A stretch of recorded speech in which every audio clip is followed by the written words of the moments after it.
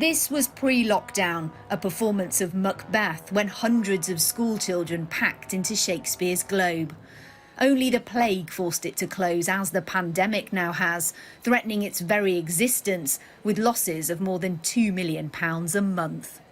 There's now hope here thanks to the government's rescue package, but not certainty. The anxiety level that has been at full capacity for 15 weeks has gone down slightly because there is, as I say, there's hope for the sector, but it's not sort of popping the champagne bottles. It's not safe for any of us to say, phew, it's all over by any stretch of the imagination. But what this is a lifeline, and we're very grateful for it.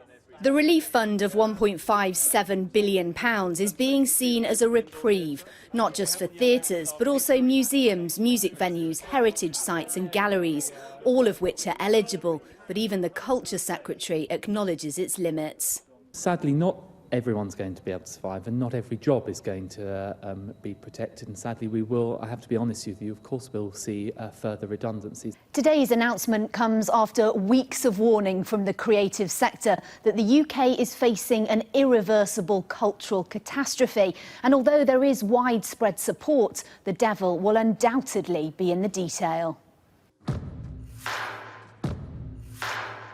A number of theatres have recently announced closures and redundancies, including the Theatre Royal Plymouth, who say the damage is already done. If there isn't a major intervention coming, we know that come September or October, we will have to make a further, much more draconian cut, either to cut another huge slice of the staff or wind the whole organisation down into a mothball to hibernate. Now the sector can look to the future at least, but it's still very uncertain if any theatres will be able to open this year. The most important thing now for most theatres, for instance, is do they get to do their panto? Because that's where most people go to the theatre, and it would be lovely to know that this had stopped November redundancies and allowed theatres to plan into next year. Because of course, as you say, the pickup early on is going to be nervous and small, and we are going to have to restructure.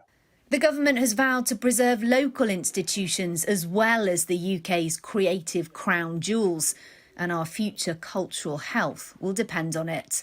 Lucy Cotter, Sky News.